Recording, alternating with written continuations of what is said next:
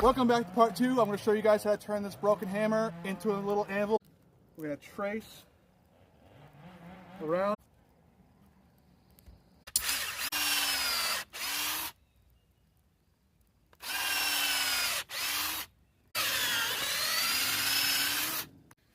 Once you got all the holes drilled, you're going to need a hammer and a chisel.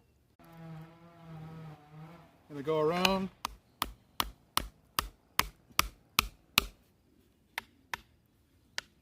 Back and forth to loosen. You're connecting the dots pretty much.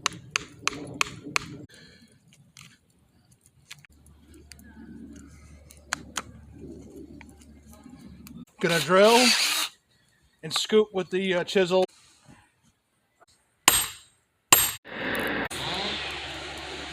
Have fun.